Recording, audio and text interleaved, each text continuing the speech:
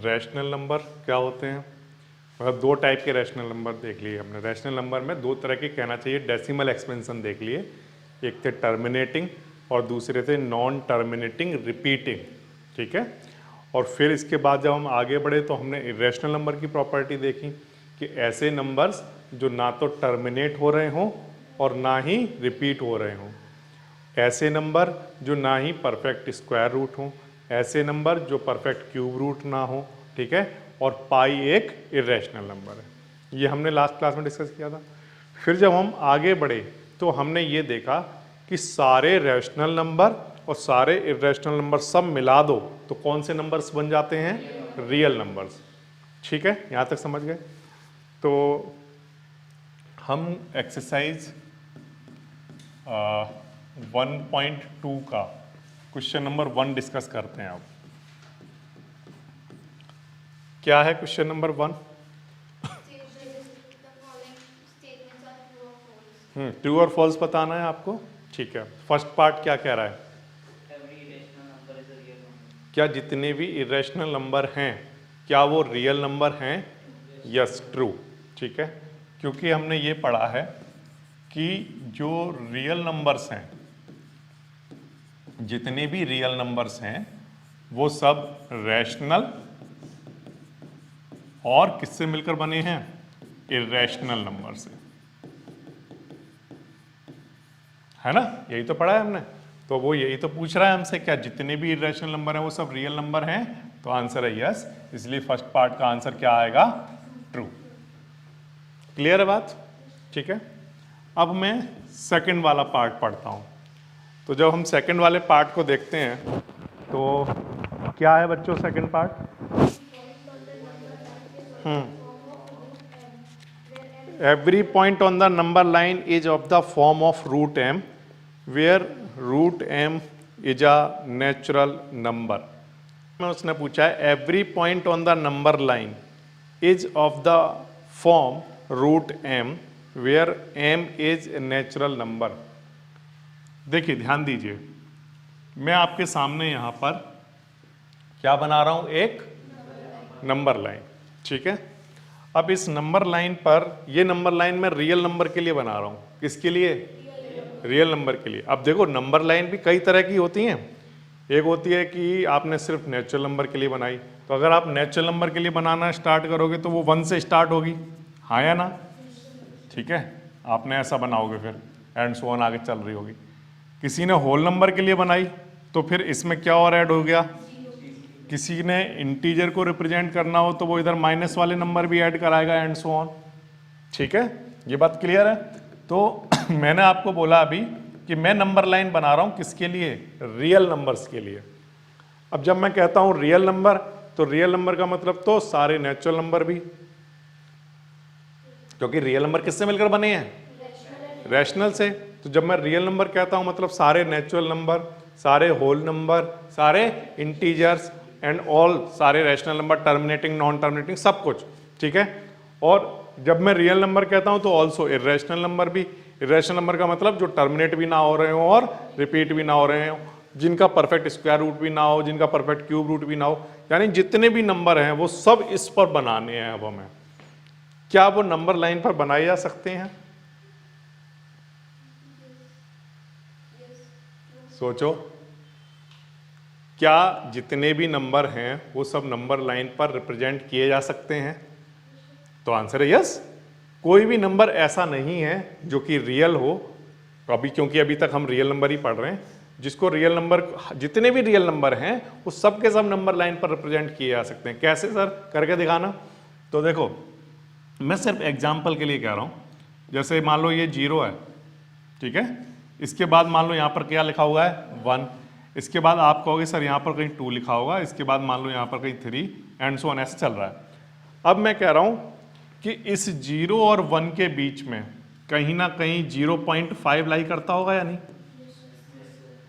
करता होगा, ठीक है। अच्छा, इसी तरह से कहीं ना कहीं यहाँ पर 1 और 2 के बीच में क्या लाई करता होगा, कहीं ना कहीं 1.5। तो यानी सारे पॉइंट्स वाले नंबर यहाँ पर रिप्रेजेंट किए जा सकते हैं नंबर लाइन पर। तो ये क्लियर होगी बात, यानी कि जितने भी टर्मिनेटिंग हैं वो सब रिप्रेजेंट हो जाएंगे। अब मैं थोड़ा सा इरेशनल नंबर की बात करता हूं। क्या यहां पर ये जो 1 लिखा हुआ है इसको मैं √1 लिख सकता हूं? √1 की वैल्यू कितनी होती है? 1। ध्यान रखना, तो √1 किसके इक्वल होता है? 1 के। तो 1 को अगर आप रिप्रेजेंट कर रहे हो, उसकी जगह मैं ये कहना शुरू कर दूं, आप यहां पर किसको रिप्रेजेंट कर रहे हो? √1 को। ठीक है। अगर यहाँ 0 लिखा हुआ है तो मैं क्या इसको ऐसे लिख सकता हूँ? √0, क्योंकि √0 की वैल्यू भी क्या आएगी? 0। तो इसको भी रूट की फॉर्म में आप रिप्रेजेंट कर पा रहे हो, इसको भी कर पा रहे हो। अब इसके आगे मान लो हमें रिप्रेजेंट करना है √2 को। किसको रिप्रेजेंट करना है? √2 को। वो कहाँ आता होगा सर? तो आंसर है जो 2 है ना हमारा, उसकी वैल्यू होती है 1.414 समथिंग। ठीक है। आगे भी ऐसे चलती जा रही होगी एंड सो ऑन तक, क्योंकि √2 कैसा नंबर है? इरेशनल नंबर है, क्योंकि ये परफेक्ट स्क्वायर रूट नहीं है। तो इसका जो वैल्यू आती होगी ना तो वो टर्मिनेट हो रही होगी और ना ही रिपीट हो रही होगी। क्लियर है ये बात? लेकिन मैंने स्टार्टिंग के कुछ नंबर लिए कि 1.414 ऐसा कुछ चल रहा था, तो मैंने 1.4 ले लिया उसका। ये 1.4 कहाँ लाई कर रहा होगा? तो आंसर है 1 और 2 के बीच में कहीं ना कहीं लाई कर रहा होगा ना। तो जहां भी यहां पर 1.4 समथिंग ऐसे होगा, वो वाली चीज किसको रिप्रेजेंट कर रही होगी? बोलो, √2 को। ठीक है, ये समझ आ गया? √2 यानी कि इस नंबर लाइन पर रिप्रेजेंट किया जा सकता है। अच्छा, अगेन फिर से एक और बात ध्यान दीजिए, √3 जो होता है ना बच्चों, उसकी वैल्यू होती है 1.732। ये मैंने अप्रॉक्स वैल्यू लिखी है, वैसे तो वो एंड सो ऑन होता होगा और ना टर्मिनेट हो रहा होगा और ना रिपीट हो रहा होगा। लेकिन मैं क्या √3 को नंबर लाइन पर रिप्रेजेंट कर सकता हूं? तो आंसर है यस। कैसे? कि मुझे आइडिया है कि सर ये 1.7 कहां आता होगा, ये मुझे आइडिया है। तो वो आंसर है 1 और 2 के बीच में कहीं। तो मैंने थोड़ी देर के लिए माना यहां कहीं आता होगा। तो ये वाला जो टर्म, ये वाली जो लाइन है, ये किसको रिप्रेजेंट करेगा? इसका मतलब ये है कि जितने भी नेचुरल नंबर हैं 1 2 3 4 5 6 7, इन सब के रूट को किस पर रिप्रेजेंट किया जा सकता है? नंबर लाइन पर। ये समझ आया आपको? ठीक है। तो इसलिए हमारा जो सेकंड वाला पार्ट है उसका आंसर क्या आएगा? True. Yes, every natural number can be represent on the number line in the form of √m, where m is natural number. अब मैं आपको थर्ड पार्ट पर लेकर चल रहा हूं। देखिए ध्यान दीजिए, थर्ड पार्ट कह रहा है बच्चों, every real number is an irrational number. तो आपने कहा नहीं सर ये तो फॉल्स है। क्यों? क्योंकि रियल नंबर, जितने भी रियल नंबर हैं, उसने क्या बोला कि सारे रियल नंबर इरेशनल होते हैं। तो आंसर है सारे रियल नंबर इरेशनल नहीं होते, वो और क्या हो सकते हैं? रैशनल। तो all real numbers are not irrational, it may be rational. ठीक है, क्लियर है? तो इसका आंसर भी आपने बड़े आसानी दे दिया। तीनों पार्ट आपको क्लियर हो गए? ठीक है ना, अच्छे से क्लियर है ना सबको? फिर से मैं एक बार रिवाइज करा देता हूं। फर्स्ट पार्ट में उसने कहा था कि जितने भी इरेशनल नंबर है वो क्या वो सब रियल हैं? तो हमने कहा हाँ, सबके सब रियल हैं। पहला पार्ट क्लियर हो गया। दूसरे पार्ट में उसने पूछा था कि जितने भी नंबर लाइन पर पॉइंट्स हैं वो सबके सब किसी ना किसी नंबर के रूट को रिप्रेजेंट करते होंगे। तो आंसर है यस, करते होंगे। ठीक है। तीसरा, क्या जितने भी रियल नंबर हैं वो सब इरेशनल हैं? तो आंसर है no, it may be rational. ठीक है। देखिए क्वेश्चन नंबर 2 पर आ जाइए। क्या कह रहा है क्वेश्चन नंबर 2? पहले पढ़ते हैं, क्वेश्चन को समझते हैं और फिर उसका सॉल्यूशन करने की कोशिश करेंगे। क्वेश्चन है, are the square root of all positive integer irrational? Are the square root of all positive integer irrational? पहले इसका आंसर करते हैं। तो पहले तो स्क्रीन पर मैं आपके सामने पॉजिटिव इंटीजर लिख रहा हूं। ठीक है, लिख कर दिखाना सर। तो पॉजिटिव इंटीजर होते हैं 1 2 3 4 5 6 7 8 9 एंड सो ऑन, ऐसे चलते जा रहे होंगे। ठीक है। अब वो ये कह रहा है क्या इन सबके स्क्वायर रूट इरेशनल आएंगे? तो आंसर है नो। क्यों? क्यों नहीं आएंगे? क्योंकि देखो √1 की वैल्यू कितनी आएगी? तो ये 1 कैसा नंबर है? कैसा नंबर है? रैशनल है सर ये तो। ठीक है। दूसरे पर लगाया तो ये तो इरेशनल मिला। ठीक है, बात मान ली आपकी। √3 इरेशनल है। जैसे ही मैंने 4 पर रूट लगाया तो मेरा आंसर कितना आया 2, बट 2 कैसा नंबर है, रैशनल। इसी तरह से प्यारे बच्चों अगला हमें इर्रेशनल मिलेगा, फिर इर्रेशनल मिलेगा, फिर इर्रेशनल मिलेगा, फिर इर्रेशनल मिलेगा और अगेन फिर से कितना मिलेगा, रैशनल मिलेगा। तो इसका मतलब ये है कि जितने भी पॉजिटिव इंटीजर हैं उन सब के स्क्वायर रूट सब के सब इर्रेशनल नहीं होते, वो कैसे हो सकते हैं, रैशनल। इसका मतलब हमारे फर्स्ट पार्ट का आंसर आएगा no, all positive square root of all positive integers are not irrational, it may be rational। Clear है ये बात। और एग्जाम्पल आप इनमें से कोई सा भी दे सकते हो, आप चाहे √4 का एग्जाम्पल दे देना, ऐसे करके लिखना है आपको।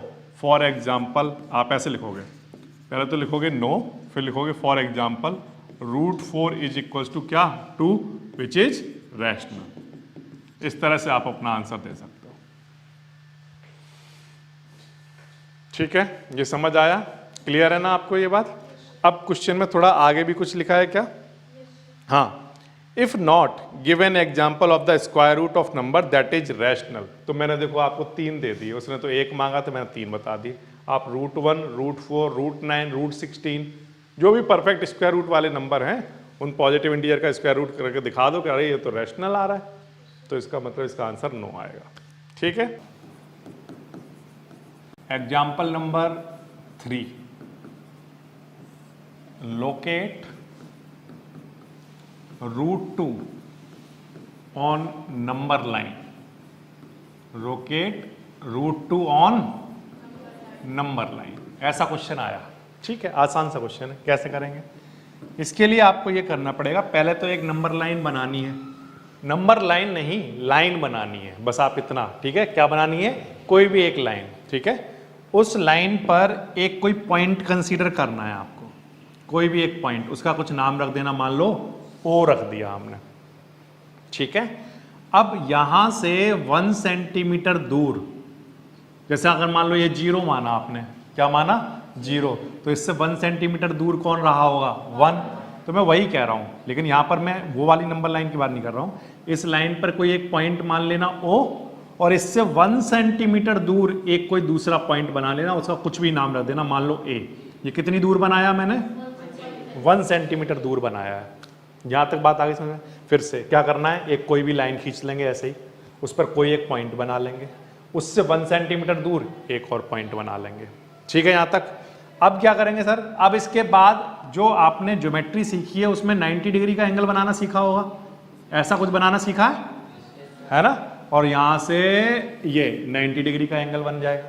ठीक, अब इस 90 डिग्री के एंगल जब आप बनाओगे तो A से 1 सेंटीमीटर का एक कट लगाना है। A से कितने का कट, 1 सेंटीमीटर। 1 सेंटीमीटर कंपास में लोगे, स्केल से 1 सेंटीमीटर कंपास में लोगे, A पर रखोगे और क्या लगा दोगे, कट।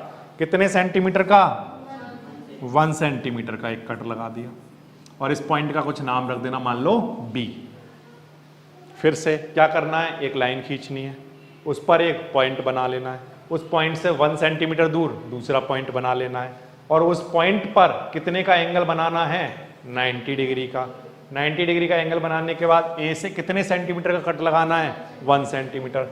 फिर बच्चों ज्वाइन कर देना है, किसको, O से B को, O से B को ज्वाइन कर देना है। ठीक, O से B ज्वाइन कर दिया। अच्छा, अब बच्चों एक बात ध्यान से सुनो कि यहां पर एंगल कितने का बनाया था आपने, 90 डिग्री का बनाया था। तो यहां पर बेसिकली मेरे पास एक ट्राइंगल बन के तैयार हो चुका है, ये B है, ये A है, और ये O, और ये कितना है, 90 डिग्री। इस ट्राइंगल में हम पाइथागोरस थ्योरम लगा सकते हैं, ये जबकि 1 सेंटीमीटर का है और ये भी 1 सेंटीमीटर का है।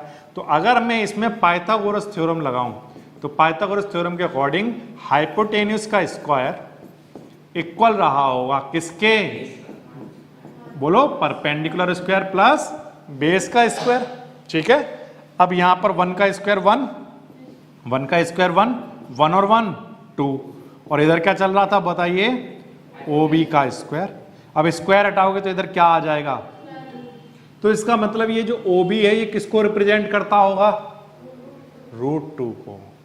ये जो OA था कितना था 1 सेंटीमीटर, ये जो OB था ये कितना बनाया 1 सेंटीमीटर, OB AB की जो AB जो है वो कितने का है 1 सेंटीमीटर का, ठीक।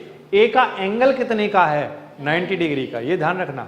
AB 1 सेंटीमीटर का है, ये 1 सेंटीमीटर का है, बट OB कितना आया, सॉल्व किया तो कितना आया √2, कितना आया √2। ये बात समझ में आ रही है। अब ये तो सर √2 आ गया, अब इसे नंबर लाइन पर कैसे लेके आए।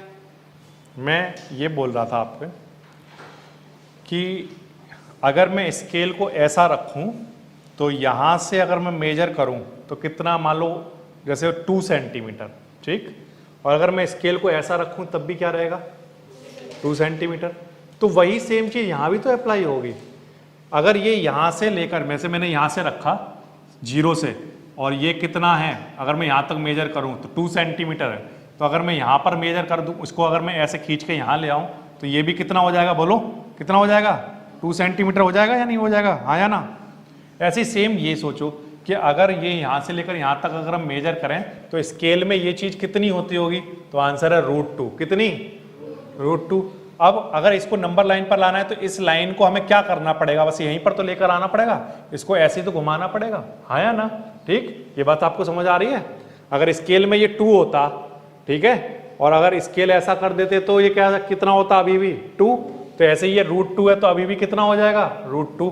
तो आपको बस घुमाना है, तो घुमाओगे कैसे, ऐसे कंपास को यहां तक खोलोगे और इसको नंबर लाइन पर यहां पर लेकर आओगे, और ये जो पॉइंट आपको मिलेगा नंबर लाइन पर, ये किसको रिप्रेजेंट कर रहा होगा, √2 को रिप्रेजेंट कर रहा होगा। ये बात आ गई आपको समझ में। तो एक बार सारे स्टेप फिर से, सबसे पहले क्या करनी है, एक लाइन खींचनी है, ठीक है, उसके वो उस पर कोई एक पॉइंट कंसीडर कर लो O, ठीक। वहां से 1 सेंटीमीटर दूर आपने क्या करना है, एक पॉइंट बनाना है। ये जो O है दरअसल ये 0 है, कितना है 0, और ये जो A है ये दरअसल नंबर लाइन पर अगर मैं दिखाऊं तो ये 0 है और ये कितना है, तो ये 1 सेंटीमीटर हो गया, ठीक। फिर यहां से ऊपर 90 डिग्री वाला आप एंगल बनाओ और उससे 1 सेंटीमीटर का कट लगा दो, तो ये भी कितना हो गया 1। अब ये 1 है, ये 1 है और ये 90 डिग्री है, तो हमें पता चल गया पाइथागोरस थ्योरम से कि ये चीज कितनी निकल कर आएगी √2। फिर आपने देखा अच्छा ये √2 है, तो अगर मैं इसको सीधा कर दूं लाकर तो ये क्वांटिटी भी क्या होगी √2। ये समझ में आ गई। अगर ये डिस्टेंस अगर पूछी जाए ये डिस्टेंस कितनी होगी, तो ये कितनी रही होगी √2 रही होगी, ठीक है। अच्छा, इसी तरह का मान लो एक और एग्जाम्पल की प्रैक्टिस करते हैं, जैसे एग्जाम्पल नंबर कौन सा 4, एग्जाम्पल नंबर 4 क्या है, वो कह रहा है कि लोकेट करके दिखाओ, लोकेट किसको √3 को, कहां पर, और नंबर लाइन, ठीक है, ठीक है, कर देंगे, कोई प्रॉब्लम नहीं। सबसे पहले हमें क्या खींचनी है, एक लाइन जिस पर हम सबसे पहले पॉइंट कंसीडर करेंगे O दरअसल ये 0 ही है, आप ऐसा समझना, ठीक है। अब इससे 1 सेंटीमीटर दूर कोई एक और पॉइंट कंसीडर कर लो A, तो ये 1 सेंटीमीटर हो गया। देखो इसमें से ये 0 रहा होगा और ये 1, ये बात आ गई समझ में। अब आप क्या करोगे, 90 डिग्री पर 90 डिग्री का एंगल बनाओगे और वहां पर ये लाइन खींच दोगे, ठीक है। लाइन खींचने के बाद पॉइंट A से कितने का कट लगाओगे, 1 सेंटीमीटर का कट लगाओगे, कितने का कट, 1 सेंटीमीटर का कट, और यहां पर इस पॉइंट का क्या नाम रख दोगे, B पॉइंट, ठीक। अच्छा, अब O से लेकर B तक ज्वाइन करा दोगे, ठीक। अब हमें क्या बनाना है √3, लेकिन सर आपने ये तो √2 वाला बना रहे हो, तो आंसर पहले √2 ही बनाना पड़ेगा। क्या बनाना पड़ेगा, √2 ही बनाना पड़ेगा, ठीक है। बनाओ सर। तो हमें पता है कि ये OB कितना आएगा, हाँ या ना। अगर ये 1 है, ये 1 है, तो ये कितना आएगा √2 निकल कर आएगा। लेकिन √2 थोड़ी बनाना है, क्या बनाना है √3। अब √3 कैसे बनाएंगे, तो देखो उसकी बात ध्यान से समझो। ये जो आपकी लाइन चल रही है OB वाली, इस पॉइंट B पर आप 90 डिग्री का एंगल बनाओ, कितने का 90 डिग्री का एंगल बनाओ, ठीक।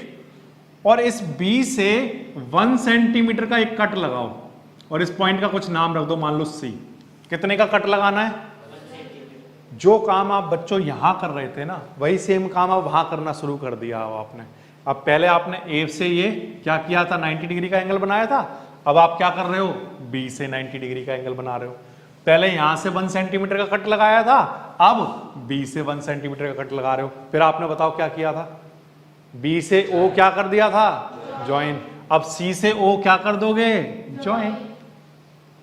जब आपने सी से ओ ज्वाइन किया, देखना ध्यान से, जब आपने सी से ओ ज्वाइन किया तो आपके पास एक ट्राइंगल आ चुका है। ध्यान से देखना, एक ट्राइंगल आ चुका है। कैसा, राइट एंगल ट्राइंगल है। देखो यहां पर कितने का एंगल बन रहा है, ये वाली लाइन कितने सेंटीमीटर की है, 1 सेंटीमीटर। अच्छा ये वाली बताना कितने की है, √2, ठीक। और ये लिखा हुआ है ओ, ये है बी और ये है सी, ये √2 है, ये 1 है। अब इसमें पाइथागोरस थ्योरम लगाओ। क्या लगाओ, पाइथागोरस थ्योरम। तो देखो ओसी का स्क्वायर किसके इक्वल आ जाएगा, बोलो, √2 का स्क्वायर प्लस 1 का स्क्वायर, हाँ या ना। फिर इसके बाद रूट से ये स्क्वायर कैंसिल, तो क्या बचेगा, 2 + 1 कितना आ गया। और इधर क्या चल रहा था, ओसी का स्क्वायर, ऐसे ही चल रहा था। स्क्वायर हटाओगे तो क्या आ जाएगा। इसका मतलब ये जो ओसी है ये किसको रिप्रेजेंट कर रहा है, √3 को। तो अगर मैं स्केल को ऐसा रखूं, अगर मान लो कहीं पर ये हमारा ओ है और ये 2 सेंटीमीटर है, ठीक है। अब अगर आप मेजर करोगे यहां से लेकर यहां तक तो ये 2 सेंटीमीटर ही तो आ जाएगा, स्केल में 2 सेंटीमीटर ही तो आ जाएगा। और अगर मैं उस चीज को ऐसे ना मेजर करके ऐसे कर दूं तो ये वाली लाइन भी कितने की रही होगी, 2 सेंटीमीटर की। अगर मैंने इसी को आगे बढ़ा दिया है, ऐसे इसी को आगे लेकर आ गया, और बढ़ाऊंगा कैसे आगे, ये रखा है ऐसे, और इसी को क्या कर रहा हूं, ये देखो, ये मैं ये फिक्स कर दिया मैंने, ये मैंने क्या कर दिया, फिक्स कर दिया। और इसी लाइन को मैं क्या कर रहा हूं, आगे लेकर आ रहा हूं, ठीक है। इसी लाइन को आगे लेकर आ रहा हूं। तो देखना कैसे लाओगे, इसको ऐसे ऐसे घुमाओगे तभी तो आएगा, ये ऐसे घुमाओगे तो ये वाली लाइन यहां आ जाएगी। तो अगर ये 2 सेंटीमीटर है तो ये भी 2 सेंटीमीटर। ऐसे ही बच्चों ये √3 है, तो इस लाइन को भी क्या करना है, आपको घुमाना है। ये फिक्स रहेगा ओ से, तो O as a centre, O C as a radius. आपको क्या करना है, इसको यहां लेकर आना है। तो यहां जब लेकर आओगे तो ये कितना मिलेगा, बोलो। अच्छा एक बात और ध्यान देने वाली है कि अगर ओ से लेकर बी तक अगर हम खोलते और बी से लेकर यहां तक अगर लेकर आते तो ये पॉइंट हमें क्या देता, बोलो, ये पॉइंट √2 देता हमें, ठीक है। ये पॉइंट हमें √2 देता और उसने हमें √3 दिया। इस पॉइंट ने हमें √2 और इसने हमें √3। अच्छा ये 0 था, ये 1 था। अब इसके बाद √3 के बाद नेक्स्ट अगर मान लो यही सेम प्रोसेस फिर से करा दी जाए, कौन सी वाली प्रोसेस, देखो हमने पहले √2 बना लिया था, फिर उसके बाद हमने यहां से 90 डिग्री खींचना शुरू कर दिया था, तो हमारे पास क्या आ गया था, √3। अब मान लो अगर किसी बच्चे ने सी पर 90 डिग्री खींचना शुरू कर दिया तो, और फिर 1 सेंटीमीटर का कट लगा दिया तो, और इसका नाम डी रख दिया तो, और उसको ओ से ज्वाइन कर दिया तो ये क्या आ जाएगा, ये बात आ रही है समझ में, √4। और फिर यहां से लेकर यहां तक मेजर करोगे और इसे आगे लेकर आओगे तो क्या मिलेगा। और फिर मान लो किसी बच्चे ने यहां 90 डिग्री का एंगल बना दिया तो, और यहां पर 1 सेंटीमीटर का कट लगा दिया तो, और उसको इससे ज्वाइन करा दिया तो क्या बन जाएगा। और यहां से लेकर यहां तक कंपास खोला और इसको आगे लेकर आए तो क्या मिल जाएगा। इसका मतलब कितना भी बड़ा नंबर हो हम सब बना सकते हैं। ये बात आ रही है आपको समझ में, ठीक है। तो जितना मान लो जैसे आपने √2 बना लिया, जैसे √2 बना लिया तो √2 के बाद √2 में एक ऐड कर दो, 1 ऐड कर दो, तो वो वाला नंबर आपका जो नेक्स्ट है वो बन जाएगा बड़े आसानी से, हाँ या ना। अगर मान लो ये n है तो n+1 वाला नंबर कैसे बनेगा, पहले n बना लो, उसके बाद क्या बन जाएगा, n+1। समझ रहे हो ये बात, पहले क्या बना लो तो फिर नेक्स्ट क्या बन जाएगा, n+1 का रूट बन जाएगा। मतलब मैं ये कह रहा हूं अगर √3 बनाना है तो पहले क्या बना लो, √2। अगर √4 बनाना है तो पहले क्या बना लो, अगर √5 बनाना है तो पहले क्या बना लो, नहीं √4 को बनाने की तो जरूरत ही नहीं है। क्यों, क्योंकि √4 किसके इक्वल होता है, अरे तो क्यों इतना सारा वो करेंगे, √4 तो 2 के इक्वल होता है, यहाँ से 2 सेंटीमीटर लो, कट लगाओ, हो गया। √4 किसके इक्वल होता है? तो उसके लिए इतना सब करने की जरूरत नहीं है सर, ये बात आ रही है समझ में? √4 किसके इक्वल होता है? और अगर 2 बनाने के लिए दिया जाए तो क्या करेंगे?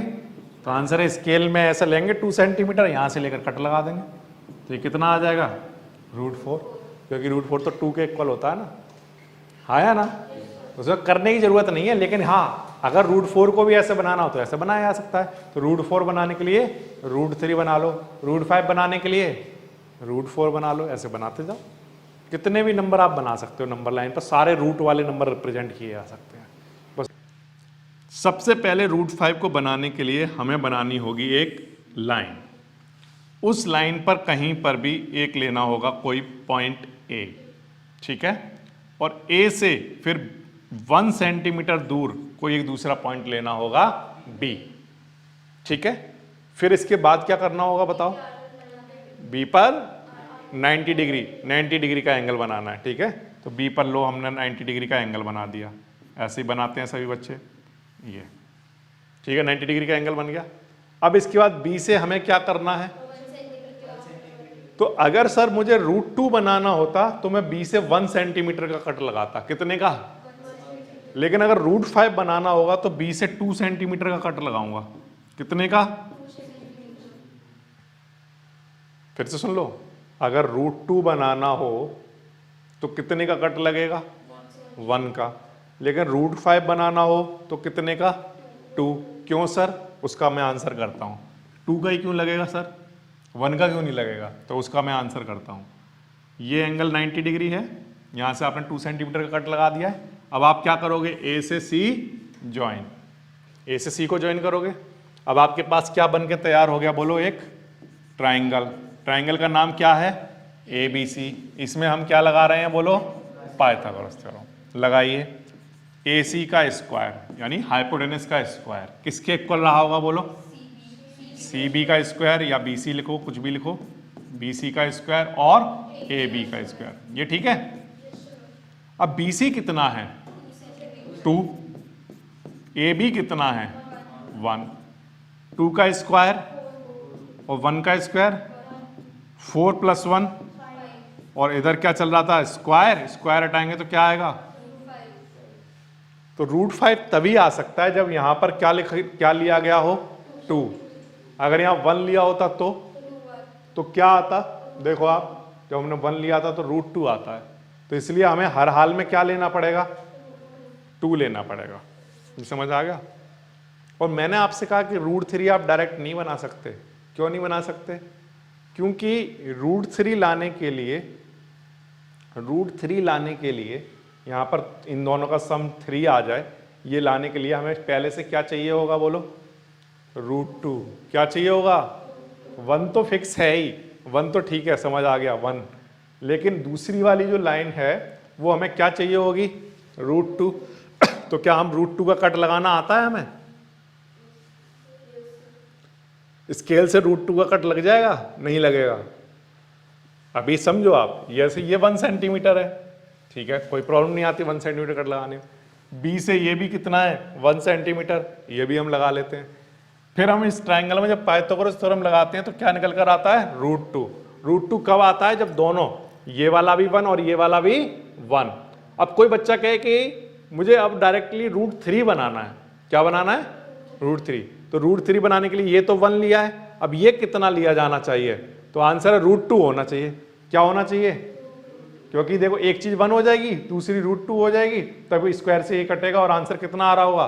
√3 बन जाएगा। लेकिन ये 1 तो हम बना लेंगे, अब ये वाला √2 कैसे बनाएंगे? ये तो नहीं बनाना आएगा हमें √2, क्योंकि स्केल में √2 कितना होगा हमें पता ही नहीं, हमारे पास ऐसा कोई स्केल ही नहीं है। तो इसलिए हमें हमेशा √3 बनाने के लिए पहले क्या बनाना पड़ता है? √2 बनाना पड़ता है, तब जाकर फिर ये बनता है। अगर हमारे पास कुछ ऐसा होता जिससे स्केल में लेकर √2 लेकर हम कट लगा सकते होते तो हम डायरेक्टली √3 बना देते। इसी ट्रायंगल में ये √2 है, ये 1 है, तो ये क्या आ रहा होता बोलो? √3 आ जाता निकल कर, है ना? समझ में आ गई बात कि √3 डायरेक्ट क्यों नहीं बन सकता? अगर कोई पूछता है तो क्या आंसर करोगे?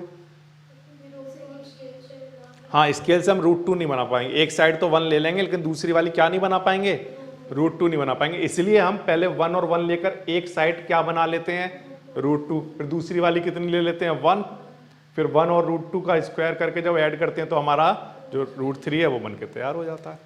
समझ आ गई बात। फिर अच्छा, इसमें सर आपने यहाँ 2 क्यों लिया, क्योंकि हमें पता था कि 1 का स्क्वायर, ये वाला जो हम तो ये तो फिक्स कर लिया है ना हमने, ये तो 1 है, 1 का स्क्वायर हमें पाइथागोरस थ्योरम में क्या देता है, 1।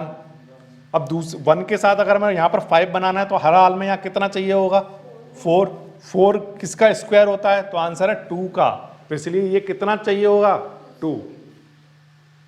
ये समझ आया। तो इससे अब ये AC कितना बन गया हमारा, बोलो, रूट 5। ये 1 है और ये 2 है, तो अब हमारा आंसर AC का कितना आया, रूट 5। अब क्या करना है, A से लेकर C तक खोलो कंपास में और उसको यहां लेकर आ जाओ, तो ये हो गया रूट 5 का रिप्रेजेंटेशन। ये क्लियर हो गया आपको, ठीक है। अब ये क्लियर हुआ है या नहीं हुआ है उसको मैं चेक कर लेता हूं, ठीक है। देखो, रूट 2 को बनाने के लिए हमें चाहिए होता है, दोनों साइड कितनी कितनी लेनी होती हैं, 1 एंड रूट 3 के लिए 1 एंड, अब यहां पर रूट वाला नंबर आ रहा है, इसका मतलब ये पहले बनाना पड़ेगा हमें, तब जाकर रूट 3 बनेगा, ठीक है। यहां तक क्लियर है। रूट 5 के लिए बताओ क्या क्या चाहिए होता है, 1 एंड, एक 1 चाहिए होगी और एक 2। अच्छा, इसके बाद रूट 5 के बाद अगर किसी ने पूछ लिया कभी आपसे एग्जाम में रूट 6 को रिप्रेजेंट करके दिखाओ, तो एक तो 1 ले लोगे, दूसरी फिर कितनी चाहिए होगी, कितनी चाहिए होगी, मतलब ऐसा नंबर चाहिए होगा जिसका स्क्वायर करके क्या आ रहा हो, 5, जिसका स्क्वायर करके क्या आ रहा हो, तो रूट 5 चाहिए होगा। क्या चाहिए होगा, अरे जब इसका स्क्वायर करोगे और इसका स्क्वायर करोगे, इसको जब सॉल्व करोगे तो 1 प्लस स्क्वायर से रूट कटेगा, क्या आएगा, 5, तभी तो आंसर हमारा कितना आएगा, तो 6 लाने के लिए फिर इधर से स्क्वायर हटेगा तो रूट आएगा, है ना। तो 6 लाने के लिए हमें ये वाली क्वांटिटी क्या चाहिए होगी, रूट 5।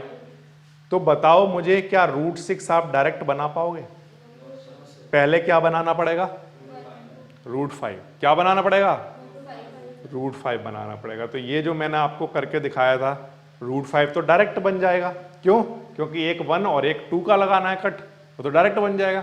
लेकिन रूट 6 डायरेक्ट नहीं बनेगा, पहले क्या बनाना पड़ेगा, रूट 5। अब रूट 5 का रूट 6 कैसे बनाओगे, तो आंसर है कि ये वाली जो लाइन है, ठीक है, AC वाली लाइन, सॉरी कौन सी वाली लाइन, AC वाली लाइन, इस AC वाली लाइन पर C से हम क्या बनाएंगे, 90 डिग्री बनाएंगे सर, ठीक है। 90 डिग्री बनाने के बाद C से हम कट लगाएंगे कितने का, 1 सेंटीमीटर का, उसका हम नाम रख देंगे क्या, D, और D से A को क्या कर देंगे, ज्वाइन, और ज्वाइन करने के बाद जब हम पाइथागोरस थ्योरम लगाएंगे, बाय पाइथागोरस थ्योरम, कौन से ट्रायंगल में, ACD में, ठीक है, तब क्या होगा बच्चों, बोलो, AD का स्क्वायर किसके इक्वल रहा होगा, बोलो, CD का स्क्वायर प्लस AC का स्क्वायर, हाँ या ना, यस। अच्छा, CD कितना है, 1, AC कितना है, रूट 5, AC हमने निकाला था ना, कितना आया था, रूट 5, रूट 5 का स्क्वायर, ओके, 1 का स्क्वायर ऐसे ही, ठीक है, 1, और रूट 5 का स्क्वायर कितना, 5, तो कितना आ गया, 6। अब क्योंकि इधर स्क्वायर चल रहा था, तो जब स्क्वायर इधर आएगा तो स्क्वायर रूट बन जाएगा। तो इसका मतलब AD किसको रिप्रेजेंट कर रहा है, रूट 6 को रिप्रेजेंट कर रहा है, हाँ या ना, यस।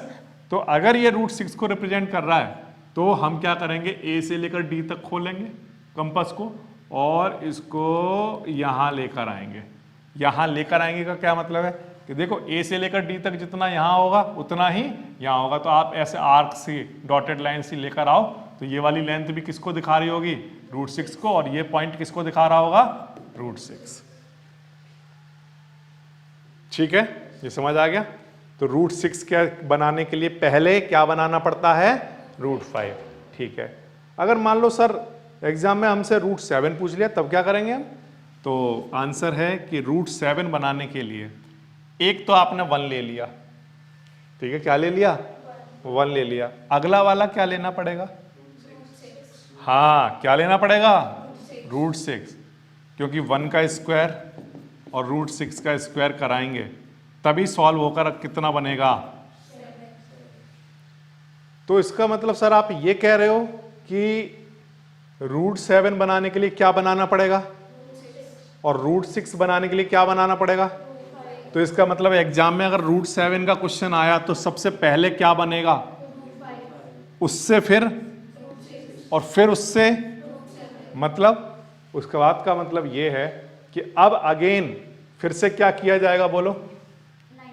हाँ, डी पर क्या 90 डिग्री, ठीक है। फिर डी से क्या 1 सेंटीमीटर का कट, और फिर इस पॉइंट का नाम मान ली रख दिया हमने क्या, ई, और ई से ए ज्वाइन, और ए से ई ओपन करेंगे, ए से ई ओपन करेंगे या हम पाइथागोरस थ्योरम लगाएंगे तो ये वाली क्वांटिटी कितनी आ रही होगी, √7 वो आ ही रही होगी। अब आपको समझ आ रहा है, देखो ये वाली लेंथ 1 है तो 1 का स्क्वायर कितना आ रहा होगा 1, और ये वाली कितनी है √6 का स्क्वायर 6, तो 6 और 1 कितना 7, और रूट लगाया होगा तो √7 बन गया। फिर आप ए से ई तक खोलोगे और यहां लेकर आओगे, ये किसको रिप्रेजेंट करेगा, ये समझ आया, ठीक है। लेकिन अगर मान लो सर एग्जाम में अगर 8 आ गया तब क्या करेंगे? तो आंसर है 8 के लिए हम दोनों साइड क्या ले सकते हैं, दोनों साइड क्या लेकर चलेंगे। अब हमने चेंज कर दिया, ध्यान रखना, ये वाला 1 जो अब तक हम ये वाली लेंथ कितनी लेकर चलते थे, पहले कोई एक पॉइंट लेते थे ए, और ए से फिर यहां पर कितना सेंटीमीटर लेते थे 1, लेकिन अगर क्वेश्चन में आकर आ गया क्या √8 के लिए हम पहले यहां 1 नहीं लेंगे, अब हम क्या लेंगे, और फिर यहां पर जो बी से हम 90 डिग्री का बनाएंगे, 90 डिग्री बनाने के बाद जब कट लगाएंगे तो कितने का लगाएंगे 2 सेंटीमीटर का। क्यों सर 2 का क्यों लगाएंगे बता? तो आंसर है क्योंकि 2 का स्क्वायर 4, 2 का स्क्वायर 4, 4 और 4 कितना हो चुका होगा 8।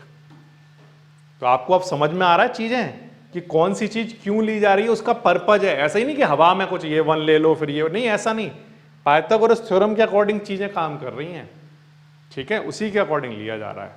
ये समझ आ रहा है आपको, ठीक है। अगर मान लो सर एग्जाम में ये तो आपने √8 का बता दिया, ठीक है, ये तो बढ़िया है, 2 ले लो, बात बन जाएगी। √10 आ गया तो √9 तो एक रैशनल नंबर होता है, √10 आ गया तब क्या करेंगे? तो आंसर एक 1 ले लेना और दूसरा क्या लोगे 3, क्या लोगे 3 लोगे। कैसे सर? देखो आप कंफ्यूज हो गए, 3 का स्क्वायर कितना होता है और 1 का स्क्वायर कितना आ जाएगा, आया ना। लेकिन कुछ बच्चे बोले कि सर √8 ले लेंगे, क्या ले लेंगे, तो √8 लेकर नहीं होगा क्या, तो आंसर हो जाएगा, एक तो ले लो क्या 2 और एक ले लो क्या √8। तो फिर सर ये वाला क्यों नहीं बता रहे हो? तो मैं ये कह रहा हूं ये वाला बहुत कॉम्प्लिकेटेड नहीं हो जाएगा, हाँ ना मतलब कॉम्प्लिकेटेड ना हो, जो चीज आसानी से हो रही है उनको आसानी से करो। √8 के लिए देखो, √8 मतलब √10 बनाने के लिए फिर आपको क्या बनाना पड़ेगा, पहले √8 बनाना पड़ेगा, तभी तो √10 बना पाओगे, हाँ ना। तो मैंने आपको सीधा सॉल्यूशन दे दिया, मैं कहा नहीं, √10 बनाने के लिए अगर आ जाए ना एग्जाम में तो क्या करना, एक ले लेना क्या 1 और दूसरा क्या ले लेना, ये तो 1 ले लेना, और यहां पर कट कितने का लगाना 3 का, तो 1 का स्क्वायर 1 और 3 का स्क्वायर 9 और 1 बन गया। समझ आ रही है बात? तो जहां पर हो सकते हैं नंबर इस तरह के, उनको वैसे ही नंबर लेकर चलो, और जहां पर मजबूरी आ गई बिल्कुल कि अब तो कुछ किया ही नहीं जा सकता, तो उनको तो बनाना ही पड़ेगा। मजबूरी कहां पर आएगी सर, √6 में। √6 बनाने के लिए पहले क्या बनाना पड़ेगा, √5 बनाना पड़ेगा। और कोई तरीका है √6 बनाने के लिए, क्या और कोई तरीका है, सोचो।